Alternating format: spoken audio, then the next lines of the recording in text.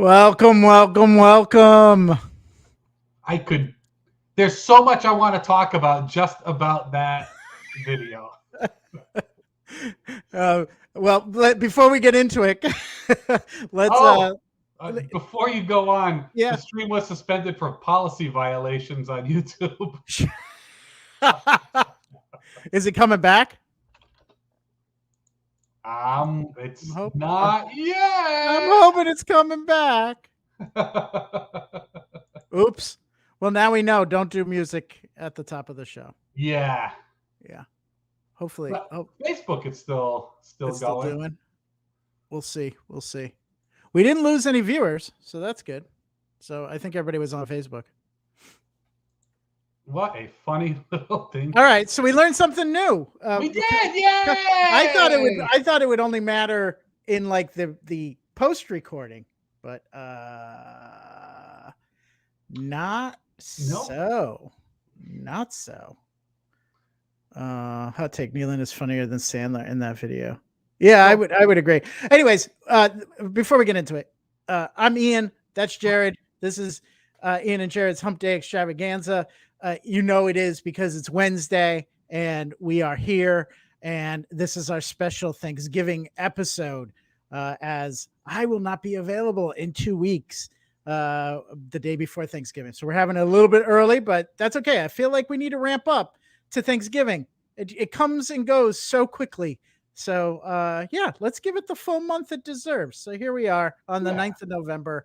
Yeah, so let's talk about Adam Sandler and so many dated references that I totally forgot about. That is very true. Also, like, it's weird because Adam Sandler now is, I don't want to say pariah, but he's like looked down upon by a lot of comedy fans. I get it, I guess, doing the movies that he's doing on Netflix just to make money. But in his SNL days, oh good, the YouTube one's back. In his SNL days, he was huge. Like, he came out, and I mean, I was in high school then, and I guess high school guy is kind of his target audience for comedy. But Adam Sandler was huge. He was still young, doing those songs, the characters that he chose. They were all kind of dumb, but very, very funny. The way that he did them, a lot of energy, and he was huge. And Kevin Nealon, I've always been a massive Kevin Nealon fan. I think he's criminally underrated. I think he's I think he was a better Weekend Update host than Dennis Miller. And Dennis Miller, whatever you think of him now, is a very good Weekend Update host. I think Kevin Nealon was one of the best Weekend Update hosts, to be honest. Criminally underrated. He's funny in everything that he does. He's that support. He's I can't say he's a straight man because he does do his own funny stuff, but he is. He plays that character, and I've appreciated him more. I really appreciate him in Weeds when he had a long guest arc on Weeds, and I really appreciated him on that show.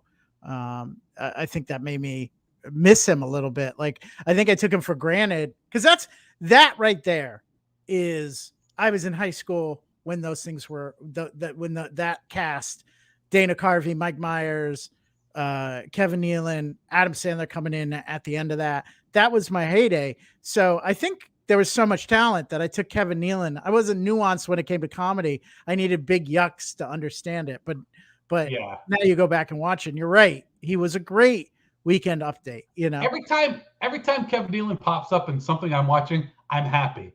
And it's always good. I mean, Sandler pulls him in a lot of that. Like, Amy's comment there is the most unsurprising comment. Yeah, I was about to say Amy. I was like, yeah, and it snows in the winter. Yeah, no, Miller's an asshole. Excuse my language, but he's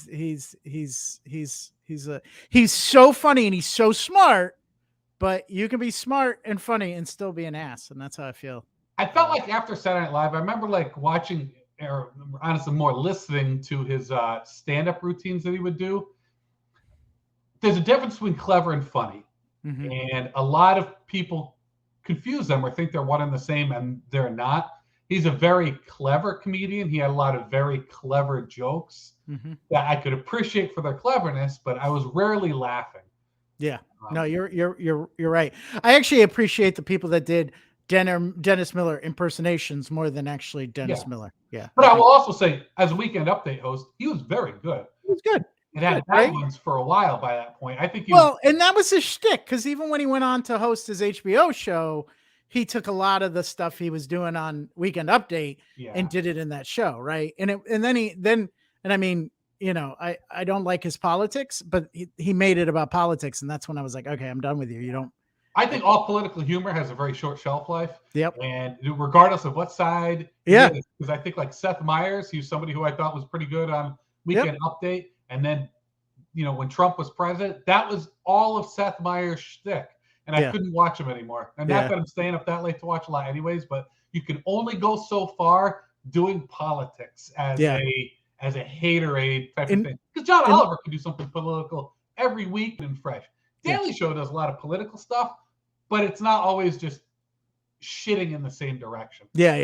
Jon Stewart was the king. I mean, that he raised the bar. Nobody's surpassed it. They've come close.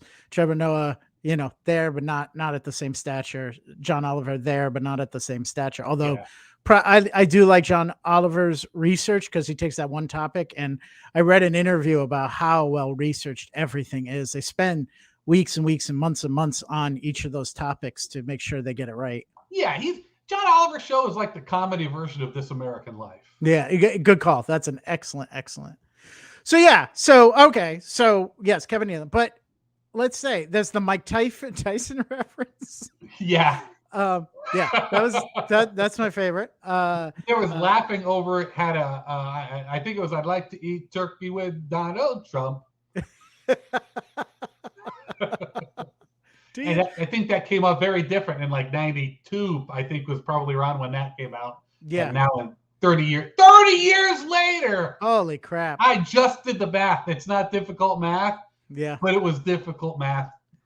Yeah. I was driving home today on satellite radio. If you listen to one of the decade stations like 80s or 90s, I was listening to 80s today, and Abracadabra by the Steve Miller Band came on.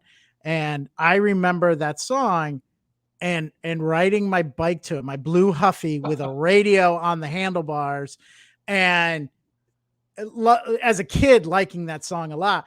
And then I was like, it says 82. I was 10 years old. And then I'm like, that's 40 years old. 40. Like I try to think of myself at 10 thinking, imagine, I don't even think I even conceived being alive 40 years later. It was way beyond the timeline. And I was like, oh my God, first of all, it's a shitty song. It does not age well. But I'm not surprised as it's such a bad song. It's such a bad song. Yeah. But at 10 years old, it was cool because it's magic. Abracadabra. Yeah. I want to reach out and grab you. Yeah. The perfect rhyme. Like on my little AM radio that's getting big DRC in Hartford. Yeah.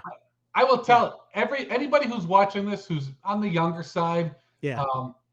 One thing you're going to hate is one day, a long time from now, it's not going to seem like a long time, but you'll discover it's a long time from now. You're going to start seeing the rock stars or the musicians that you loved as kids and seeing what you look like then and just being, oh my God, what happened? Like I was a kid in the 80s. You know, I went to high school in the 90s, a kid in the 80s, but I loved hair bands. You know, hair metal, that was that I loved. And seeing them now is just, it's terrifying. It's painful. I will say, it's not like these were people who were living particularly healthy lifestyles. I mean, there are a lot of drugs. They're all smoking. They were living pretty crappy lifestyles starting in their early 20s. I think that, and I say that now to make myself feel better because, oh my God. Yeah. Well, and it's amazing, you know, how many don't live to see 70, which I feel is too young.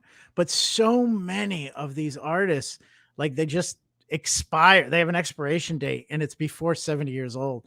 And I'm like, it has to be the hard living in your 20s and 30s, you know? I have a theory that I'm not going to like go dive deep into, but when you can have anything you want, you're going to take it and it's going to shorten your life.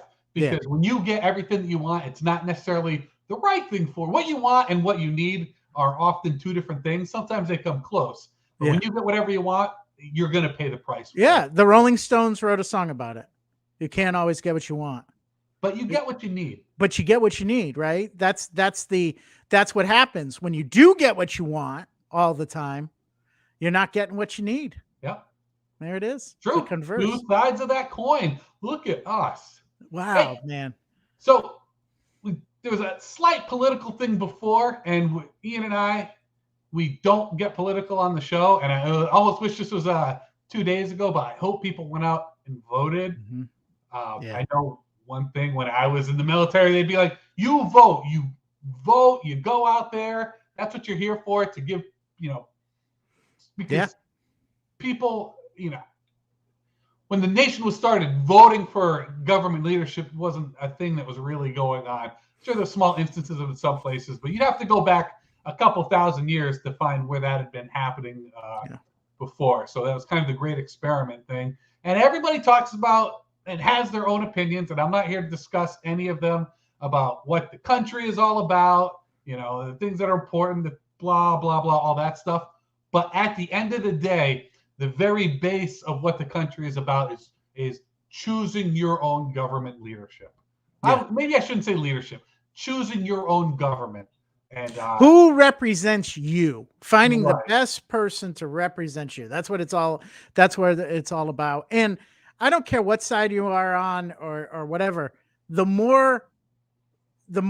bigger a voter turnout, the harder it is to argue that it's not representative and that sort of thing. So, and this is a great example. This one meant a lot, even though it wasn't a presidential election, because we're really fighting, and we're still fighting because we don't know the results yet on who controls the Senate and the House, and we know that those two branches of government, Congress and the presidency, really you got to have representation, or else things are going to happen that you don't want to happen. So you need to figure out what your values are, what issues you find important, and find the candidate that best aligns with you. I know this is like basic civics 101, but it's amazing. I work with young folks, up till 22. That's 4 years of voting, and they don't get that. And it becomes this personality thing. I don't care if the person's the most likable person out there. If they don't represent my views, I shouldn't be voting for them. And I feel,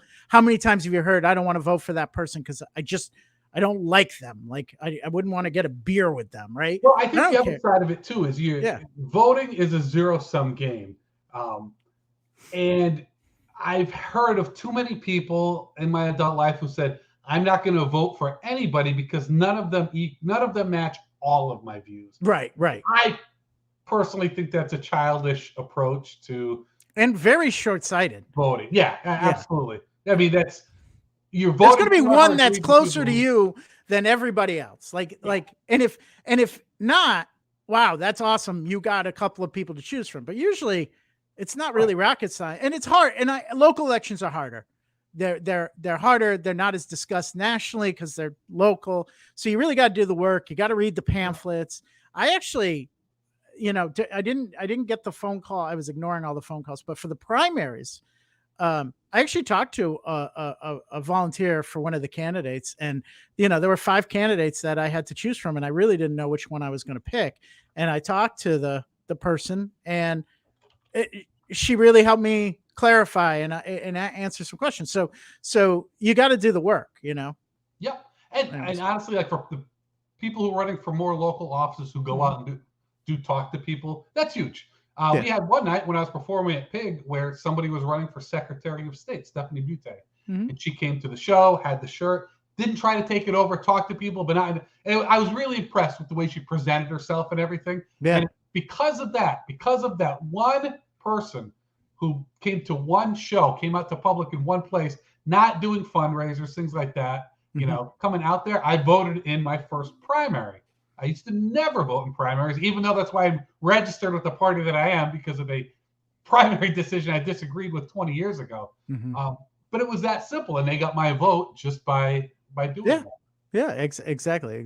So yeah, I mean, we're 2 days, we're a day late, but it's hey, there's going to be many more elections, and it's really important. And hey, also, people should probably talk I know talking politics is a danger, but find people that you kind of align with politically and discuss what they've learned about local politics. I did that a lot this Yeah. and I have friends that are a little bit more like, I have a good friend that was really involved with the questions on this term, and I was like, well, what candidate supports, it was about the environment one, and and kind of talking, and I learned some good stuff that I wouldn't have known, because they have personal experience. It's someone I really trusted, so I was like, oh, okay, that kind of shapes it. But I'm glad I had those conversations, and I feel like my vote mattered yesterday. I felt like every vote counts, and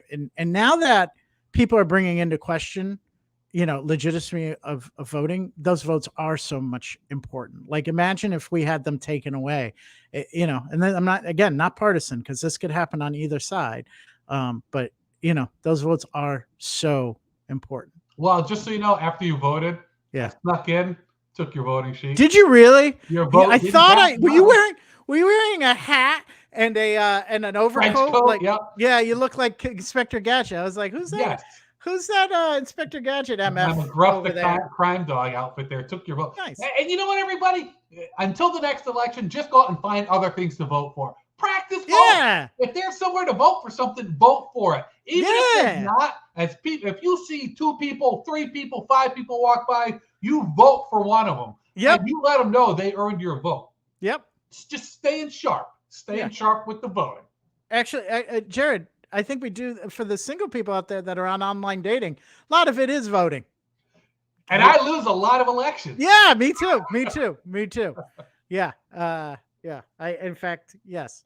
Maybe put a little more positivity and give people chances.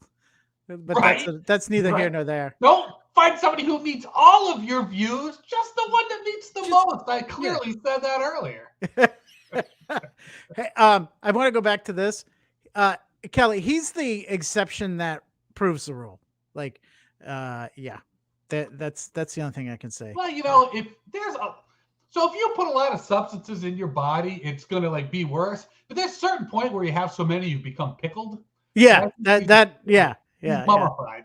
Yeah, if you go big, you could come up on top, but the odds are it'll kill you first. The odds are. Well, I've seen pictures from the 1960s of Keith Richards. Yeah, and he looked like kind of old and terrible then too.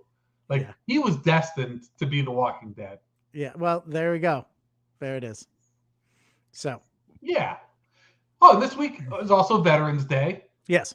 As a veteran, I appreciate it more that I'm out of the military than when I was in, because when you're in, that's who you're around all the time is other people in the military. When you get out, you go home, it's not quite like that. And then somebody who did a long career like I did, some of those people stay around military bases. I chose not to. I chose to get as far away as I could for my own reasons.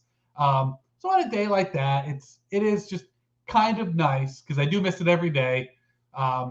Just to let myself think about it for a while. And then I go and get free Applebee's or something like that. Yeah, it is. Do you plan it out? Do you like, all right, hey, you have it off, right? It's a floating holiday, so I took it off. Took it off. Yeah. So do you have a plan of eating for free or very discounted on Friday? I do, but it's a loose plan and it's not great. It's just a lot of the restaurants. Let me back up a step. So they'll come out with a big list of all the places that are offering discounts and everything like that. And you don't realize how many of the chains that we have in this part of the country are not national chains. Right. There's a lot of the country you go to, there's a lot of chains that exist in most of the country, but not here in New England. So there's not quite as many to choose from here. But beggars can't be choosers. I appreciate that opportunity. And when I do it, it's like I go get my free meal off that little menu or whatever, give a very big tip to my whoever's waiting the table for me. Because I'm always worried that people are going to go in, get a big discount, and then tip off that discount. So try to do my little part there to not make the wait staff think that veterans are cheap pieces of shit. Right. Well, This is one of the big holidays. My dad served in Vietnam, but it's a big holiday for my mom. She starts weeks early, starting writing down the who is giving what out as a discount, and will actually route a day. Like they're coming down. We need to do some work on the cottage this weekend, and I'm off on Friday. Well, they're not coming Friday because that's the day that they are enjoying all the veterans discounts, because it's, and I guess it is like a lot of them are you're whoever you're with eats free, or there's a you both get it. So she's just as excited, if not more, than my dad. Then they're in their 70s, so they have the time to put the map together. But I do believe they'll probably get in 5 or 6 meals on Friday. That's what I've always wanted to do. And then a few years ago, I started thinking I'm going to start with Denny's. Yeah, packed. Couldn't even get in there. Yeah. Well, and but being retirees, they eat at odd times. So I do believe it's like my mom, like she's, and they never did this when they were younger. It's just as retirees that they would now take advantage of it. So it becomes really funny. I enjoy hearing, like, they're coming on Saturday. I'm looking forward to hearing the play-by-play of what Friday is. So yeah, I think as I get older, these places will get less crowded. I know when I was the generation before mine, I think because of the draft, before it was an all-volunteer military, that kind of a thing, there's just more people who served. And now once you've reached my generation, even people who served in the 80s, those numbers have definitely decreased. Because the end of the Cold War, the military shrunk a lot too. So it's definitely decreased quite a bit there. So I honestly have to say, when I'm that old guy who can go to all of these restaurants at whatever time, eating at odd hours, and I'm keeping some young veteran out or some middle-aged veteran out, they won't be waiting quite as long. Jerrod, and I wouldn't feel right like getting a discount that I don't earn. But if you ever need a wingman, I'll pay full price. But I will go. I'll be your companion if you ever get to that point where you're like, I need somebody, because I'll motivate you. I'll be like, Jerrod's like, I think I'm done for the day. Jerrod, you can do one more. You can do one more. Smoky Bone. Come on, one more. Come on, you got it in you. I'll be a Mick to your Rocky. What I really need to do is find out if there's a weight loss clinic that has veterans discounts to start up on Veterans Day. That needs to be the Saturday after that. Right. All right, let's catch up on some comments. I agree, Kelly.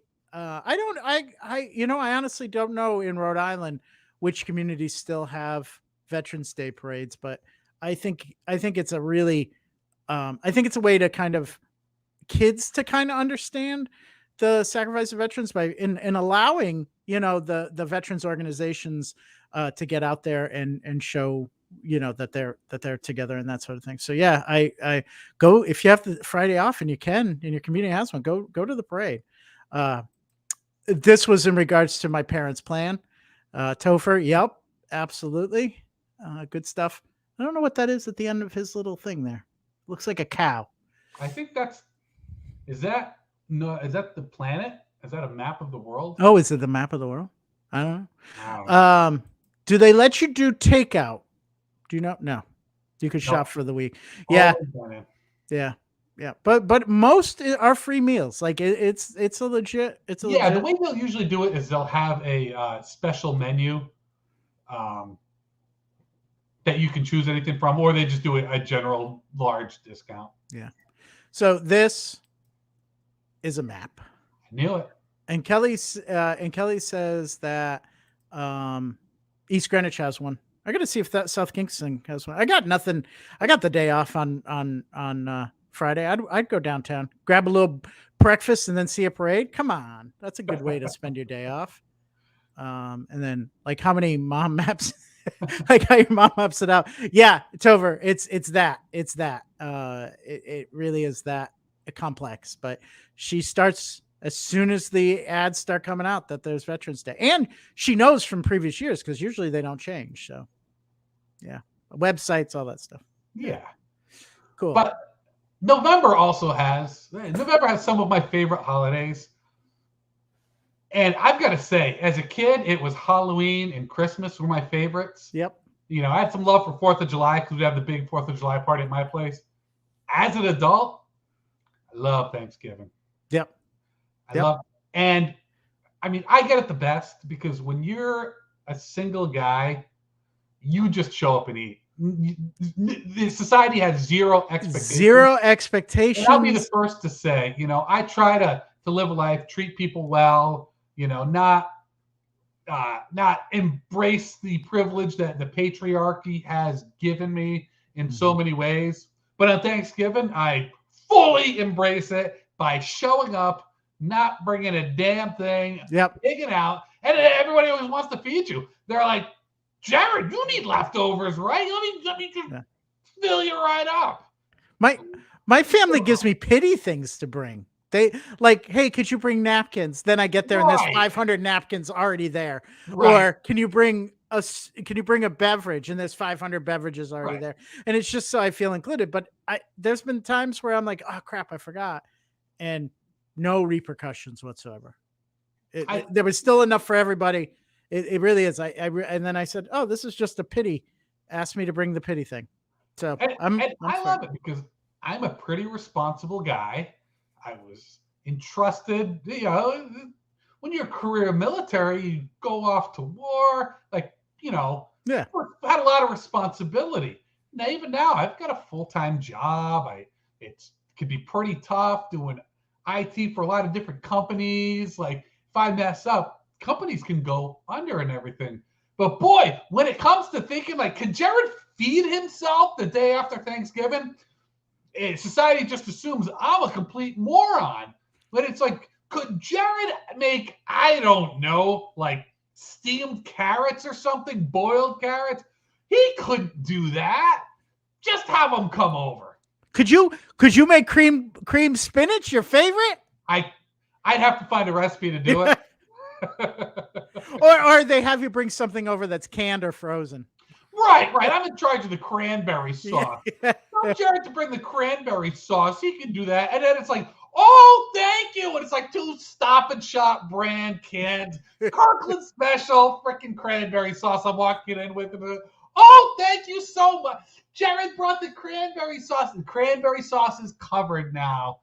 And a lot of times people like have made their own homemade cranberry sauce. It's like really, really good too. So like, as you know, slicing up the can, still got the little can outline of those 2 lines on it and everything. Nobody's touching that except me. Yeah. And as a single guy, there's something else that happens at the end. You get a big plate to take home because they're like, he doesn't eat the rest of the year. They give all those leftovers. I'm a moron who can't feed myself the day after Thanksgiving, and they know it. Yeah. And I let them think it. Yes, you're absolutely amazing. Yeah, the answer is yes to whatever question they're asking when it comes to what food would you like to bring home. So exactly. So Ian and I each have our list. We made a list, each of us, of our top 5 favorite Thanksgiving foods. I know for some people who actually have to do work for it, you're probably dreading Thanksgiving. Me, I'm looking forward to it, and it can't come soon enough. So Ian and I with our top 5 favorite Thanksgiving foods. Yes, roll. And we're gonna, Jerrod, we didn't really talk about this. Let's do them backwards order. So number 5, and we'll we'll do them both at the same time. Like, you know, you talk about it, then I talk about it. 5, yeah. But the reason I'm saying this is as we get to each number, those watching, very chatty in the comments tonight. We love it. Put yours. So think about your top 5 favorite foods and throw it in. We'll talk about yours as well. Because there's so many options. Like, think about how many foods get on your plate. There's a lot more than 5, at least in my household. So and you know, one of the great things is as I get older, eat Thanksgiving at other people's houses is other people's traditions and foods that they make. So I've got my top 5 ready to go. Yeah, in fact, all right. So I'm stalling. Everybody's making their list. Right. we enjoy my mom's Thanksgiving meal so much, but my cousin's host, and my cousin Heather does a wonderful job. She has a great turkey. There's nothing wrong with it, but you always gravitate to what you grew up with. My mom, day after Thanksgiving, does her own turkey. We have 2 Thanksgiving meals. Yeah, that's the way to do it. That's the way to do it. Because the other thing that solves is now all of a sudden I have leftovers. If like my cousin hosts a ton of people, so I was kidding about the leftovers. I always feel a little bit bad about, like let them have the turkey sandwiches the next day. You got to have the turkey sandwiches the next day. So my mom does it. She gets a huge turkey that we way more than is necessary, and then I'm there the whole weekend eating turkey sandwiches. So, all right, here we go. Number 5. Number 5. Are you going first or me? Oh, I'll go first. All right, go ahead. My number 5, and people may be surprised that it's this low on the list, is turkey. Yeah. I absolutely look forward to it every year. Mm-hmm. It's the most defining food of Thanksgiving.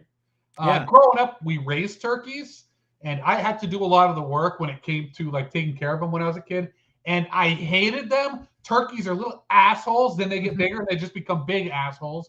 So I was happy to see them gone. They're the Dennis Miller of the poultry world. Yes, I agree. I guess, they are the defining food of Thanksgiving. No matter what we talk about tonight, it just doesn't seem like Thanksgiving if you don't have that turkey on the plate. You're absolutely right. You're absolutely right. Mine, and again, everything on this list I love because I'm about to name somebody and I don't want them to feel like, oh, he doesn't really like it. I love it. It's my mom's coleslaw.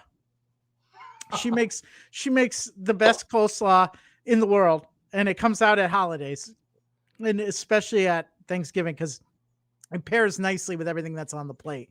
But absolutely, my mom's coleslaw is number 5 for me. So I have a mom's coleslaw story, and my mom's listening today, and she's so sick of this story. But first off, all of a sudden we see the count go down by 1. Right. Story, yeah. I'm a big fan of coleslaw, but when I was a kid, I think I was probably about 12 years old. We, had pigs, had turkeys, and whatever. And I walk in the kitchen, and my mom's putting like the cabbage and everything into the using the blender or food processor, something like that to cut it all up. And to me, it looked kind of liquidy. And plus, you realize you don't realize you're an adult, but when you're a kid, it's like you're really judgmental and you act like you know a lot about things you don't know a lot. And I'm like, Mom, that's not the way you make coleslaw. Mom, you're wrong. She's telling me to shut up. I'm making it the right way. And so when you raise pigs, like the part of the food that you don't eat, at the end of the day, you put a bucket, you give it to the pigs. It's called the slop. Yeah, I don't say the slop because it's bad, but you assume that food that is uneaten is going to the pig. So I'm giving my mom shit, and it's like undeserved shit that I'm giving my poor dear mother. My dad walks in, and he's the guy like he can wake up in the morning and say, I'm gonna go outside and do all this work all day, and he does it. And he walked in all sweaty doing the work and everything. After I've given my mom all this shit, he looks over, sees the coleslaw, and it's still like it wasn't coleslaw yet. It was just wet, cut up cabbage. Yeah. It was like, hey, you want me to bring that out to the pigs? And my mom just gave him this look. And my dad had no idea. He just thought it was remnants. Yeah. just like, what is going on? What did I just walk into? I'm laughing hysterically, which probably just made my poor mother even more angry. And I will say, my mother, she's not a bad cook by any means at all. She's delightful. I grew up eating her food, and my mom's a great cook. So I don't want to give that portrayal, but in that little moment right there, I was an awful little shit, and it created a family story that we've enjoyed for years. That's awesome. All right, what's your number 4? Well, hold on. Oh. I see some 5s out there. Yeah. So we got Amy agrees that number 5 is turkey meat. Yep. I think your mom just threw this out that she likes it because I think it was before we got to the countdown, or it's her number 5. Because now I'm her son. Yeah. And I will be bringing the coleslaw. Yep. Yeah, I knew. If I only knew, I wouldn't have said anything. I would have changed it. I would have said I would have made up some other dish my mom makes. There it is. She loves to hear it. So Kelly brought up Kelly, you've got to let us know. What's your favorite? You got to pick. On that list, come what's your on. favorite? Come Pick on, one, Kelly. Kelly. Pick what? You can only vote. We just talked about voting. Yeah. Oh, Right, Amy's ahead of the game. Yeah, well, so we'll wait. we'll come back to you there. We got Yeah. You're not All going to weasel out of this election. No. So number 4. We're at Yeah. number 4. My Do number 4, I'm just going with gravy. Now, I know you're not Really? going to sit there on Thanksgiving eating a bowl of gravy unless you're a weirdo. I'm a weirdo. I don't do that. But I love gravy. And if you think about it, there's not a lot of meals that you eat throughout the year that necessarily have gravy in them. And almost everything you eat on Thanksgiving, you can put the gravy on. And like we talked about turkey before, but turkey is kind of a bland food. That's why little kids like it. You need something. You need some cranberry sauce on it. You need salt and pepper on it. You need that gravy on it. And just something about Thanksgiving gravy. Like when you look at your plate on Thanksgiving, you're like, oh, this is good. And then you slather that gravy all over it. It's like, oh, now it's a Thanksgiving plate. So gravy, while not something you're going to eat on its own, it's on my list there at my number 4. All right. Amy, then just let us know when we get there. Come on. Yeah, come on. And Spoilers. And just to say, Kelly did come on, and she gave apple pie as her number 5, which is a very solid number 5. Yeah. My number 4 is turkey. That's where turkey is on my list. Again, love it. And turkey, like I am a purist when it comes to Thanksgiving food. I appreciate when you put a ham out, and I might have a little ham, but I wouldn't be upset if I don't see ham. I'll be upset if I don't see turkey. Yeah. Yeah. So no other meat made my list. Turkey's there. Again, solid. I love turkey. Give me turkey. Love it. And it gets better 2 days out on a sandwich, like it is good. But that's where turkey falls for me. Turkey is solid. Amy's got her number 4 there. We both clicked at the same time. Butternut squash. 4. I didn't like that when I was a kid, but as an adult, I really do like that butternut squash now. And people doing cool, fun things with it. The cinnamon and sugar, whatever on it. It's a quality meal right there. I'm gonna keep talking to see if Kelly's got a number 4 because she was playing. She was playing. Running behind on us. There it is. Oh, there we go. Okay. We did it again. I hear your click on the mic too. I'm like, oh, we just did it at the same time. So solid. I did not expect so many. I didn't expect you and me both to have. Right. I knew turkey was going to be low on my list because I made the list, but I thought it was going to be controversial that it was low. No, there's I'm usually not a side person, but Thanksgiving's about the sides to me. Yeah. All right. Number 3. You're right. Number 3. My number 3 is stuffing. Oh my God, do I love stuffing? It's even better with gravy on it. And there's people who have all of these like cool stuffing recipes. I've got an aunt who does a stuffing with sausage in it, and it is so good. I love stuffing. Stuffing is one of those things I love so much that I don't like go to the store and just get stovetop and bring it home and cook it up, because I will scarf down a whole box of it in one meal because I love stuffing so much. It is so, except when people load it with onions. Don't be an asshole and put a bunch of onions in your stuffing. You don't like onions. I don't like onions. That'll ruin the stuffing. And I'd be so, like, you're eating it, then a crunch and onion. Don't come to my house. I love onions in my stuffing. Stuffing, though, without stuffing. Are you in the bird or out of the bird? Both. My preference is that there was 2 stuffings made. One that was out of the bird, and then maybe one that's more of a meat stuffing that spent some time in the bird. Technically, when it's out of the bird, it's called dressing. That's what my dear grandmother called it too. You know what? I'm still putting it in my stuffing category. There it is. It's the same damn thing. I'm a badass. All right, my number 3, and this one's going to be controversial because it almost didn't make the list, but I like it so much it had to make the list. And the reason I'm going to make a list is I have it all year round, so it's nothing that's special to Thanksgiving. It's mashed potatoes. Mashed potatoes. I love mashed potatoes. Like Solid. They are. Yeah. Solid. And it did. At one point I eliminated from my list because again, it's hard to pick just 5 things, right? They're all good things.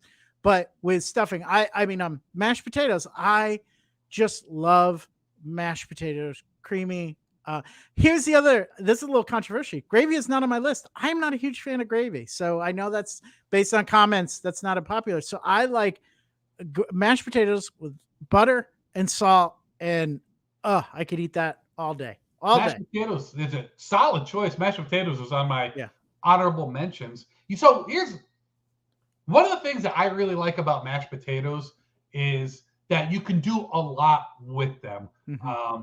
Like I think we all grew up with mashed potatoes, the butter on it, maybe gravy, something like that. But now that I've gotten older, if I'm doing mashed potatoes, I like to throw other things in there. Like who doesn't love a garlic mashed potato? That is delicious. I love horseradish, like horseradish sauce on beef. And one thing that I will do is if I'm making beef with horseradish sauce, I'll also make mashed potatoes so I can horseradish those up. Yeah, yeah. I think there's just nowhere you can't go with mashed potatoes. In fact, there is, and it's fake mashed potatoes. nope, I love them. Oh, I see. I like mashed potatoes more than I like French fries. So if you go to a restaurant and one of the sides is mashed potato versus French fries, I'll go mashed potatoes until they're not good mashed potatoes, like they're flakes or they're mass produced. I'm not interested in it. Nope, I still love those. I still love those. There you go. And I have so many I think of like different ethnic foods. The foods have like certain distinct flavors. Yeah. All of those flavors you can put into mashed potatoes. I got you. It's like putting different flavors on popcorn. You can do the, it's like, yeah. Like, I think about like Mexican food. Like Mexican spices are so good. Mashed potatoes, such a great medium for them. Well, I mean, the mashed potato. Reason I like mashed potatoes over French fries, you got butter and you got milk in it, but it's still, those aren't the most potent flavors in the world. So it takes on other flavors really well. Yeah. I mean, I like a pure mashed potato on Thanksgiving. I don't want anything in it, but man, a garlic mashed potato is a great thing. Like you mentioned, same with the other spices. Yeah. Yeah. It does. Mashed potatoes became kind of a thing for chefs probably about 10, 15 years ago.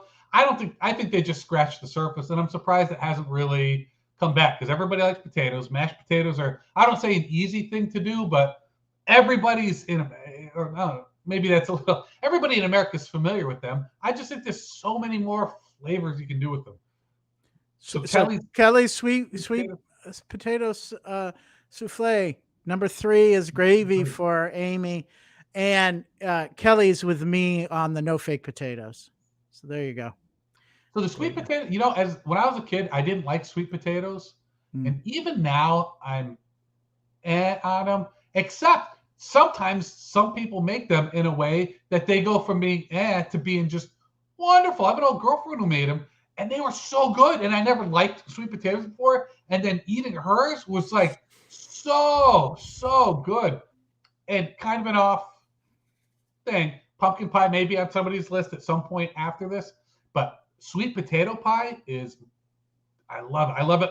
So my sister made me a sweet potato pie for my birthday a few years ago because she'd heard me saying that I love it. And my sister's the most amazing baker I know. She's it's like not just somebody who's like good at baking. She's phenomenal at baking, like trained by an Italian chef on baking. And one of the main things she's better than me at, sweet potato pie with the whipped cream. Oh man. Okay. Yeah. Did you feel like we covered our number 3s, or we got a little more? No, I think we covered our number 3.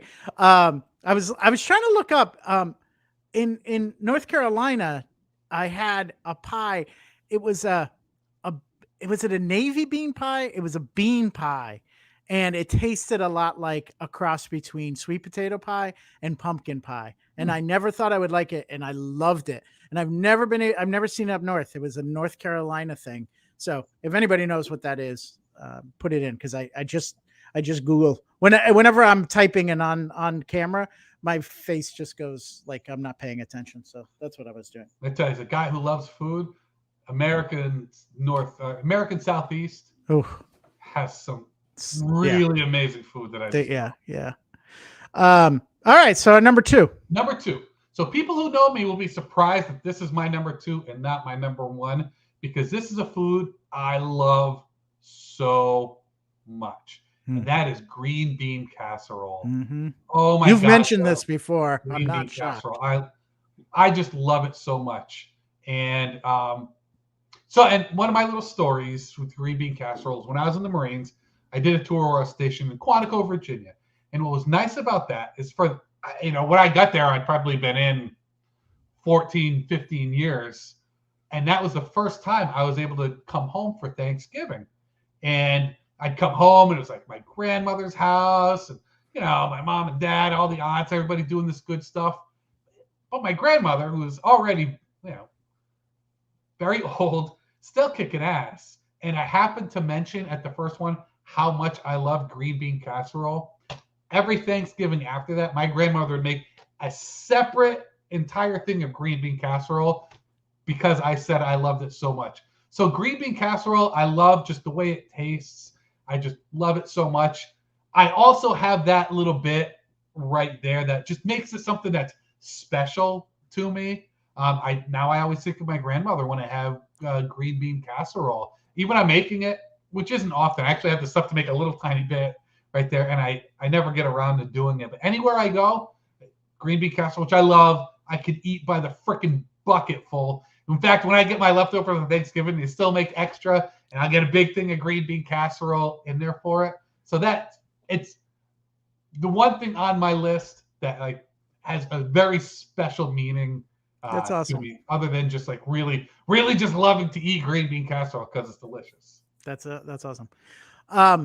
Number 2 on my list. list. Can I just say one more thing? Yeah, After absolutely. saying all that, I kind of feel like a piece of shit for making it my number 2. That's okay. Your number 1 is going to be no comparison. Right. I imagine. I don't know what it is. My number 2, apple pie. Good number 2. Yeah.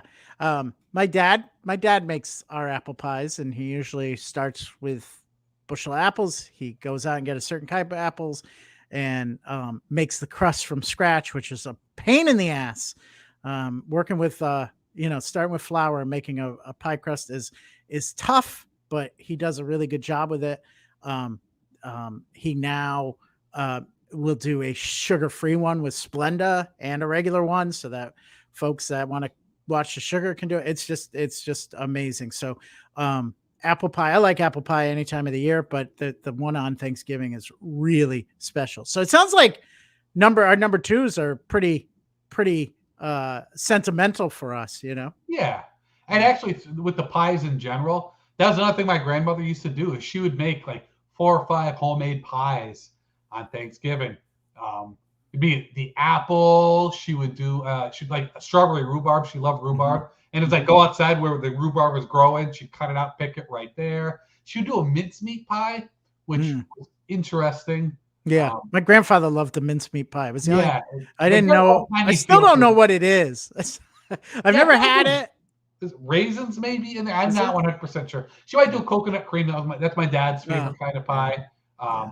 But yeah, I could go down like the whole weekend is, and I'm in a family where we're really tight with my cousins. I have 3 cousins and their spouses, and they've turned it into a baking competition. So again, I win. No, I don't have to do anything. Right. And if you challenge them a little bit, they go harder the next year. So we just keep winning, and they go nuts, and it's a little bit sad. They really do. We get egged on, and it becomes this kind of not so friendly competition every once in a while. So, but I'm reaping the benefits. So yay. But I love a chocolate cream pie, and I love a lemon meringue pie.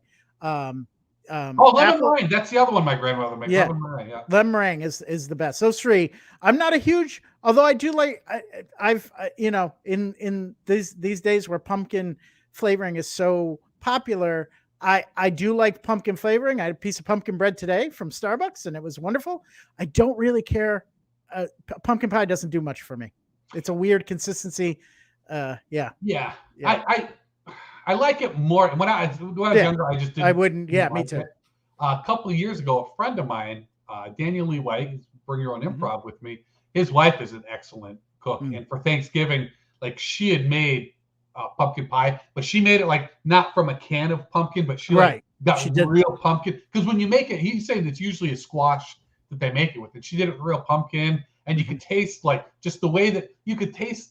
I don't know, maybe texture is a better way to put it. The way the pumpkin had been whipped and everything. Yeah. And that was pretty phenomenal. All right. Well, and I don't think I've ever had that. I don't know.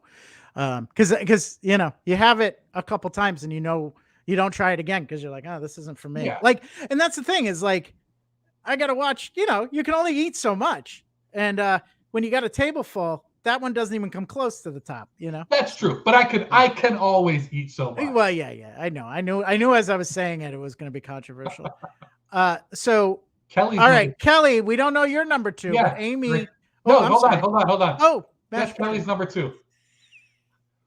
We're trained professionals. Ian gave me the powers to do this. I should never have given you the power. And it's ruined everything. It's ruined everything. All right. Solid So number 2. Yep. And then I'll get Amy's. Stuffing, no cornbread. Absolutely, Amy. You are right on that. Cornbread stuffing, no. I don't dislike cornbread stuffing. I mean, yeah. Well, you're a suspect because of the onion thing. True. And then Kelly put in the actual recipe for traditional bean pie. Yeah, it is made out of beans and just wonderful. Have to go to the comments later on and pull that one. Yeah, I definitely will. Now, I will say one thing about cornbread stuffing is it can hold onto a darker gravy better than like a traditional Thanksgiving stuffing that's usually got turkey gravy on it. Gravy has no business on stuffing. Jeez, who are you? All right, here it is. The big moment, the number 1.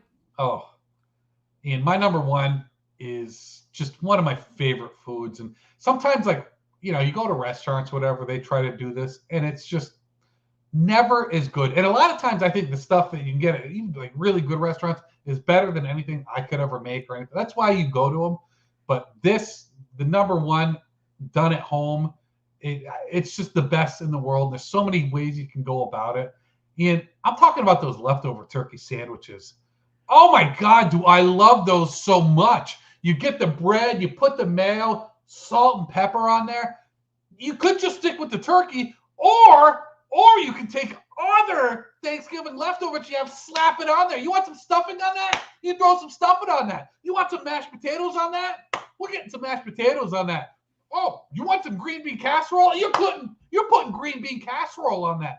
Leftover turkey sandwiches are so good. I like leftover turkey sandwiches more than I like turkey on Thanksgiving Day. I got you. And Thanksgiving's one of my top 5 favorite Thanksgiving foods right there too. I like a nice Thanksgiving turkey, but oh my God, leftover turkey sandwiches are just so good, so phenomenal. But I take exception to this. I take exception to this. No, there's no exception. Yeah, no, this was Thanksgiving.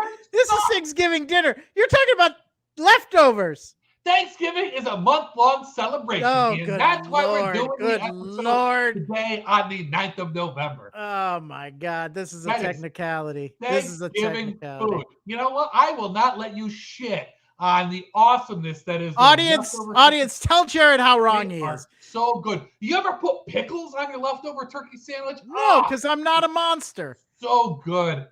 There's just so many ways I love them, and they're I do too. But I don't have them on Thanksgiving, so I didn't put it on my list. Oh my God! Didn't we just talk about in the voting? You can either sit there and wait for the candidate that meets all of your little requirements before you're willing to give them a vote, or you'll find the one that meets the ones that you are most passionate about. Okay. We just talked about this. Okay. My number 1 is stuffing. Nice. Yep. Along with Kelly and Amy has turkey skin. That's pretty good. I do like the turkey skin. So stuffing is the recipe that comes down from my grandmother, and I don't know if it came before her, but always in the bird, always uses Bell's seasoning. Love Bell's seasoning. That is the taste of stuffing. Onions, bread, and sausage.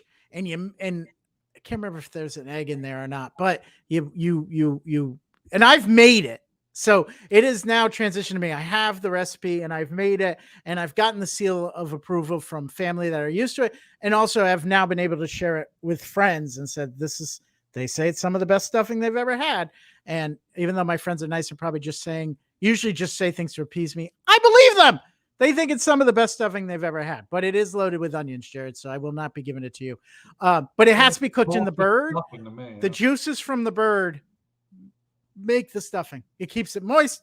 So we always make more than can fit in the bird. So there is there is out of the bird. It's not in comparison. It's good. It's good. Bird juice. What's that? Who doesn't love some bird juice? That's what I'm saying. We do, and we put chicken broth in. That's the other ingredient that we put a little chicken broth. I think we put a little bit more when we keep it outside of the bird. But yeah. But that we always go through what's in the bird first, and then the sandwiches become the thing we use in sandwiches is the stuffing that was cooked outside of the bird. So my mom brought up a number one that I can't believe I forgot about. That's meat pie. It's a French Canadian dish. If you've ever had it, it is excellent. Yeah. Truly delicious. Well, you were busy cheating with your sandwich one, and you should have put meat pie on. Well, let's see. Let's see what the crowd thinks. I know, I see it. Let's see. Team Jerrod's a good team to be on. See? Sandwiches the same day. It's like you're getting Thanksgiving on Thanksgiving, and for however long that leftover turkey lasts. Let's see what Amy has to say about it. Look at that. Look at that. You could have that sandwich on Thanksgiving. Honestly, when I'm eating Thanksgiving dinner, if there's rolls, I'm probably making a turkey sandwich. Yeah, and Kelly had said that earlier. Is she puts them on her Thanksgiving? All right, I'll concede. Oh, I love those, Ian. I love those leftover turkey sandwiches. I do too. Don't get me wrong. I'm just angry because I didn't put it on my list because I self-edited, but I should have. But I still, I'm solid. I'm solid. My Hungarian grandmother recipe is with ground pork. Yeah. The recipe my mom makes is, as far as we all know, a French Canadian one. Same thing with ground pork. Are you talking about stuffing or the meat pie? Meat pie. Meat pie. Yep. Yeah. That's cool. A wonderful, wonderful, delightful dish. I just learned that a shepherd's pie is made with lamb and a cottage pie is made with beef, and it's everything else is the same. You know, I'm not going to get caught up in labels when it comes to that, but I do. Well, no, I think you should because I think you want to know what you're ordering. Like I'm not a big lamb fan, so if I order shepherd's pie, I probably won't be as excited. But I should be ordering cottage pies. True. So I'm not a big lamb fan either, but a properly done shepherd's pie with the lamb is actually, the lamb comes out very well in that because it should be in a very dark, rich gravy. The problem I have with lamb is the flavor. It's got, to me, a gaminess to it. But when it's done in a shepherd's pie with the dark gravy, it kind of helps get you past that. And instead you get the tenderness of that. I think, oh no, we lost out on Ian right there. So now the show has become Jerrod's Humpday Extravaganza. Man, he's going to be so mad. Now I've got to figure out all this great stuff to talk about on there. And I could go on about the leftover turkey sandwiches because I've got to tell you, I love them. And restaurants never do it right. You know, like you go to some places, they'll say, we've got a Thanksgiving sandwich on the menu, and then they use cold cut turkey on it. Look, I'm not adamantly against cold cut turkey by any means. I like a turkey sandwich, but when it's like that turkey that's like cut and sliced from a real turkey, that is just above and beyond. Boston Market used to do a turkey carver with that, and that was so good. They don't do it anymore because they hate me. Man, oh man, Ian's going to be very, very upset. And I'm not sure the audience out there wants to just see me. You know, you need Ian here to bring the sex appeal to the show. And okay, he told me not to end it. So now I've got a lot of pressure on myself right now to kind of go and keep it going. So, all right, so cold cut turkey is a no. So I will say that there are places where I think cold cut turkey works out well. You go to Subway, the sub right there, that kind of turkey sandwich, that one is good. You know, as a kid, I worked in a restaurant and we had what was called a hot open turkey sandwich, where you'd actually take the cold cut turkey, you'd get it hot, you'd put it on toast with gravy on top. Honestly, that was excellent. But when it comes to a turkey sandwich, there's just no comparing with the turkey sliced from a turkey on a cold cut. I talked about turkey sandwiches the whole time you were gone. Apparently, my power cord got disconnected from the wall, and my computer just shut right down in mid-sentence. So I'm back. I appreciate the. Sorry about that. Only professional video. What do you call this? This isn't even like video casting. Yeah. So yeah, I mean, we are paying the discount prices for our technical staff and our studio. That's it. We need a producer. Ian has come. All right. So what did I miss? Stuffing as pork. So we were talking. Kelly was talking about. I agree. I use pork sausage. Ian is gone. Yeah, I was. Cold cut turkey is a no. Agree with that. Yeah, we were talking about that. Okay. Restaurant in Boston has the best turkey sandwiches. I want to know the name of this restaurant. I think she must mean Boston Market because they used to have really good turkey sandwiches. All right. Yeah, I agree with that. So Topher, thanks for joining, man. And enjoy your dinner. And you also have a happy Thanksgiving. Topher is when I used to, before Jerrod and I did a show, I did a radio show with Topher. And then we did a video show during COVID. So he's kind of the inspiration to my wanting to do this. And yeah, so thanks, Topher. Nice. So anyways, have you ever had any other like Thanksgiving traditions? Because Yes, I'm glad you're transitioning to this because I actually want to end on a Thanksgiving tradition. But the big transition is, did I tell you this or was this on the air? That my mom does we do a Thanksgiving the day after Thanksgiving. Yeah. I can't remember. Yeah, I think it was on the air. I think it was on the air when we were talking about the turkey. I do that. The other, I think that's it. It's always with my family. It's always with my extended family, and we do the day after. And my friend Greg, and now we've been doing this since college. Greg would come to my family Thanksgiving, the day after Thanksgiving, and now he comes with his wife, my goddaughter, and their other child, and so that's always fun. And see a movie Thanksgiving night. Those are my traditions. Yes. Nice. What about you? The one that I really look back on the most was one, again, when I was in the Marines. Started with a buddy of mine, and on Thanksgiving, we would play a flag football game in the morning before we go out. And it turned into a really big thing at different places. And like he and I were stationed in a few different places together. And it was just, I loved it. Back when I was able to go and play football games and things like that. We'd have a great time. We were competitive. We were all pretty good at it. And it just was so much fun. And then, I went overseas, did a few things, came back. And this is a little over halfway through my career. So we were getting ready to go to Iraq. My unit was getting ready to deploy to Iraq. And I was a gunnery sergeant. And the guy who had been there before me had gotten relieved. They just didn't have faith in him. You're going to Iraq. You're the senior enlisted guy in a platoon. They just didn't have faith in him. And I had just gotten promoted. And then I was going to this one school. So as soon as I came back, like I was already slated to jump right in. As soon as I came back probably late October, early November. And we were actually deploying like late December, early January is what we thought at the time. So we have this platoon, and it was big because it kind of got thrown together. You had the regular one, plus we're deploying. So it got beefed up with, Marines from other parts of the battalion. And then I show up as the new senior enlisted guy in the platoon. So I'm the gunny. So that, a lot of my personality has to go into the platoon. Why to get things ship-shape. There's great guys there. My platoon commander, she's one of the best officers I've ever known. But I say all that to say, we did a Thanksgiving Day football game when we got there. And that was kind of one of the ways that we were all able to get to know each other. Mm-hmm. And like at first, they put me on the offensive line because I'm gunny or whatever. He's too old. And we were getting killed. So I'm like, hey, I'm going to play receiver now. And I was a deceptively fast receiver, good hands, getting out there. And everyone was like, oh, he's got game on top of that. He's not just some mean guy right there. He's got something going on. So that was, to me, another cool part of that whole Thanksgiving Day tradition of playing football. That's awesome. So that's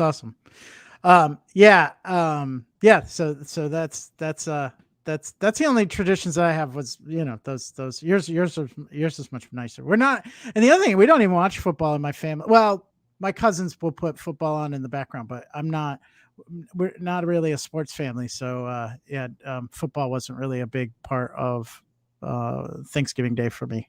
Oh yeah. So my dad's side of the family never big into it. Mm-hmm. My mom's side of the family, Yeah. it's through and through. Like Thanksgiving at my mom's side of the family now is like going to my aunt's house, get all my aunts there, maybe an uncle or two from my mom's siblings, but definitely all the aunts are there. And football's on TV, and they're watching. My mom might be wearing one of her Patriots jerseys. Hey, serious football fans on that side of the family. Yeah. That's cool. All right. So, do we have plugs? Oh boy, do we! Mm. So this Friday, I am performing in Warwick at Bring Your Own Improv, Warwick Center for the Arts. Going to be performing at 7 p.m. and 9 p.m. doing short form. For those who know what short form is, that's a Whose Line Is It Anyway style. Saturday, 7 p.m., Providence Improv Guild in Providence, Rhode Island, at AS 220. I'll be performing with the 7 p.m. Saturday Night House team, the Harold team. Got to have a Harold team if you have a real improv theater. We will be performing Dr. Nighttime, phenomenal team right there. And starting next week on Monday, on whatever day of the week the 14th is. Oh, Ian, I was going to be plugging my short form class. That's right. Sold out. Got sold out just today. The last 4 slots have been purchased. I'd like to think it's because of the show. They were like, I want to learn from that guy. I actually spent money on an ad.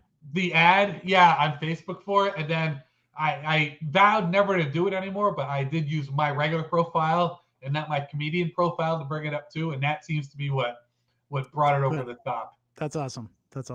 So that will be a lot of fun because I started out doing short form improv. Yep. I love it. Yeah. I really tried to make it happen. I just have too many. I would have to miss too many classes. It's just crazy time of year for me, work class. But I will take it at one point. I've taken your 1-day workshop, and it's fantastic. So yeah, I did the Zoom one last year too, or a year or two ago, and that was a lot of fun, and everybody did really great in that. And you were in that one. Mm-hmm. And no, I wasn't. The Zoom one, no, I did tech for, but I did your in-person, like a Saturday morning or Sunday morning workshop a few years ago. That was Jimmy's. I did Jimmy's. You were in it. Yeah, I was in it. And Jimmy's was phenomenal. I'm not gonna lie. Yeah. But what was nice about that is like Amy was in it, and she's a veteran performer. So when you're a teacher, it's nice to have some people like that. I was able to take someone like her and pair up with somebody who was newer and still have it be solid and know she was going to make the right moves. And a few Julie was in it, and I was able to do that. And it was a lot of fun, and I can't wait. I'm so psyched. So psyched. None of my workshops have ever sold out before. In fact, I've had more than one workshop get canceled because not enough people signed up for it. Yeah, it always feels good when it runs.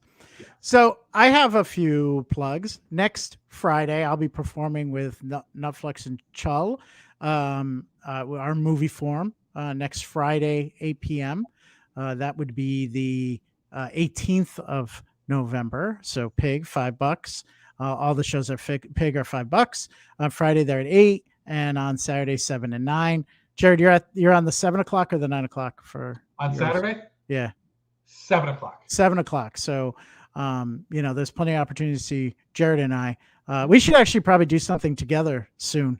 I know they're looking for people to fill in some slots. So, on December 3rd, I am running Improv for Everyone, which is a workshop designed for folks that don't want to commit to a level one and not necessarily interested in performing improv, but want to learn about skills that improv delivers. So it really is everyone. If you want to perform, it's a great way to test it. But if you don't want to perform, we'll talk about some the power of positivity, a lot of different life skills that improv teaches you and lets you practice that you can bring to your everyday life. So I really love teaching this class, and I'm really excited because I'm doing it. Pig was asked to deliver it. I'm doing it at the United Theater in Westerly. Oh, Oh, nice. Yeah, they're trying to do a little bit with improv, and they asked Pig if they would do. So they asked me to come out and do that. So Nice. you can go to the United Theater in Westerly and register for that class. I don't know if it's up yet, but it will be soon. And if you've never done improv or you just want to hang out, if you've done improv and you just want to learn some of the ways that I think it helps in everyday life and business life, definitely take it. It's a 2-hour workshop. It's going to be at 1 in the afternoon in Westerly, which is nice for me because I live closer to the United Theater than Pig, so I can sleep in.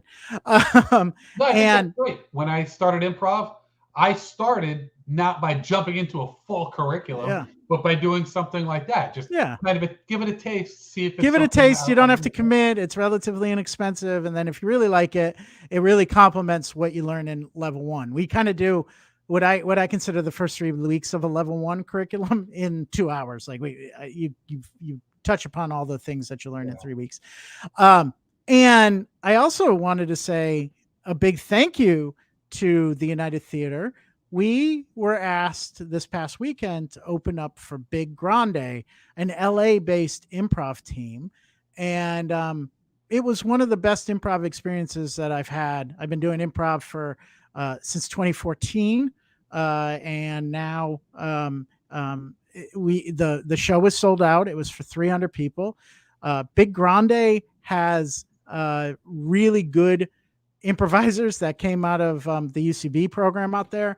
One of them I recognized from a TV show that I really like. So we walked into the green room, and we're community improvisers, right? We're not, some of us have had more experience with the name theaters and going for it. I've never thought this would be more than just an outlet for me to perform and get on stage locally. So to go out, to be put in a green room, to be welcome, we really felt, like this is what it must feel like to do this full time.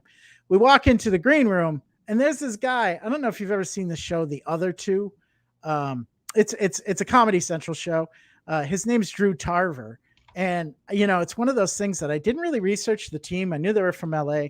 And I was like, oh my God, I recognize this guy. And it took me about 5 minutes. And sure enough, I recognized, I placed him and I confirmed it on Google. That's so awesome. I was really excited to a minor celebrity. And I'm like, oh my God, we're opening for somebody I know. And then, but what was really exciting is to walk out on stage and they have a big following. They have a big podcast and a video channel. So everybody was there to see this team, like Pig, people come out to see improv. In Westerly, they were coming out to see this team. And, being an opening act, there's no contract with the audience that they're going to like you or give you the time of day, even pay attention. Right. I've certainly seen enough opening acts for concerts where people just talk through the opening act. Yeah. So, we didn't know. Well, we walk out and we go on stage and we have a really good set, just a really, really solid set. There was some great people on team, but also a team that had never performed together before, put together just for the show, and just great experience to the point where when I was leaving that night, we had to walk through the lobby and people were stopping you and saying how good you were. And then I'm walking down the street to my car and someone stopped their car and was like, you were really good. So I felt like, nice. Oh my God, this is a little taste of celebrity.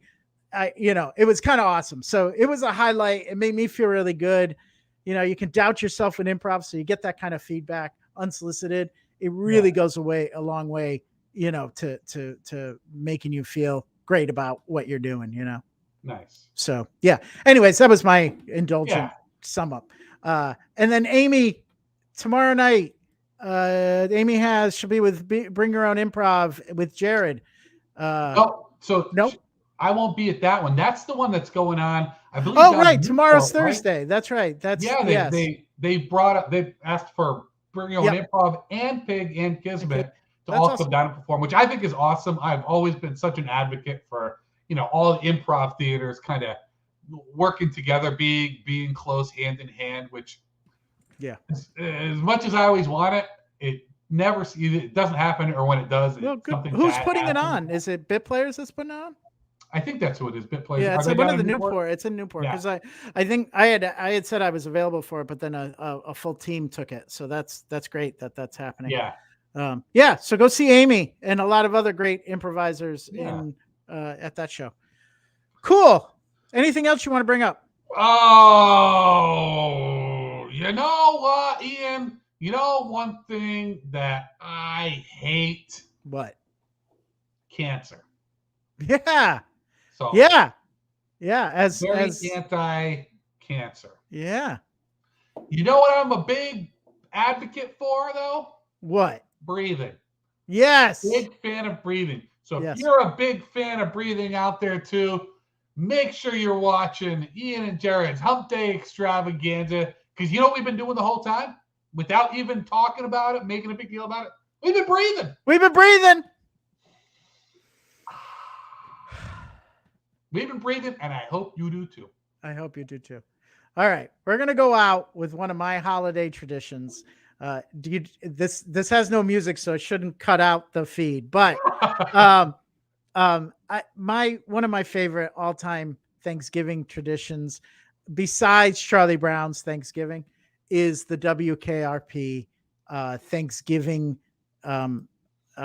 episode. If you haven't seen it, this is a spliced together, all the jokes about it all together. You'll be able to follow along, but basically it's about a radio station's failed attempt at doing a Thanksgiving promotions. Don't feel you have to watch the whole thing if you've seen it, but it always gets me in the mood for Thanksgiving. And I the first time I saw it, I laughed so hard I cried. So enjoy it. My friend, you have an awesome Thanksgiving, and we will see everybody in December when we will have our next extravaganza.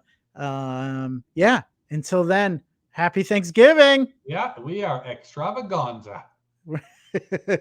Just thought of that. Nice. Over here. There it is. All right, everybody. Here you go. Enjoy. And I think I hear something now. The crowd is moving out into the parking area. And, oh yes, I can see it now. It's a helicopter. And it's coming this way.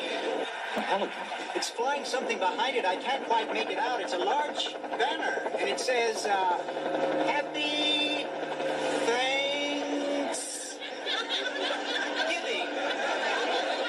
From W.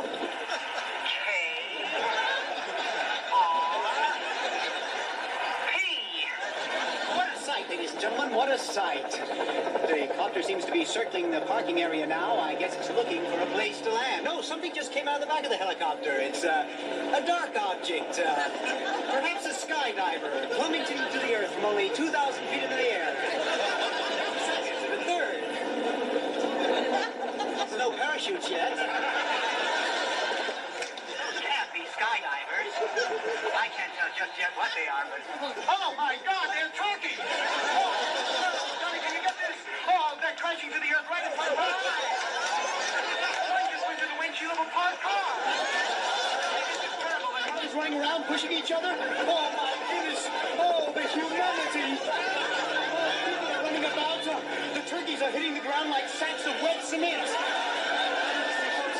I don't know how much longer the crowd is running for their lives. I think I'm going to step inside. I can't stay out here and watch this any longer.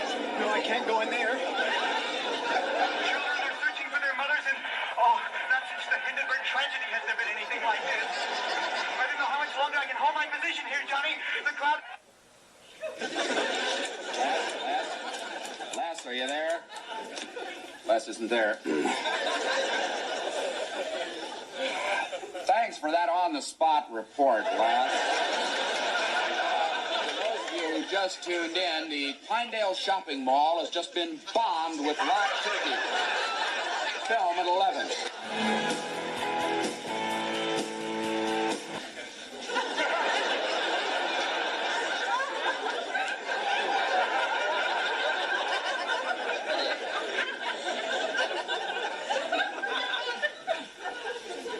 Should have worked. Can I help you? No, I'm fine. Sir, it was the most unusual promotion idea I ever heard of. Never been anything else like it. No, I don't suppose there has. I thought it would work. I planned this thing right down to the last detail. It was perfect. Where'd you get those birds?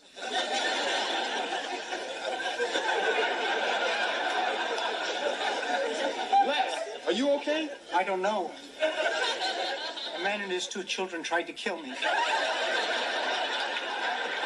After the turkeys hit the pavement, the crowd kind of scattered, but some of them tried to attack me. I had to jam myself into a phone booth. Then Mr. Carlson had the helicopter land in the middle of the parking lot. I guess he thought he could save the day by turning the rest of the turkeys loose.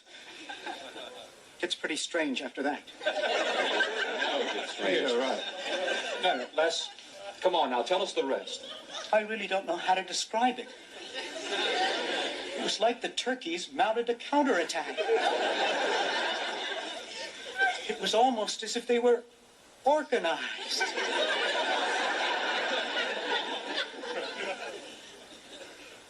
As God is my witness, I thought turkeys could fly.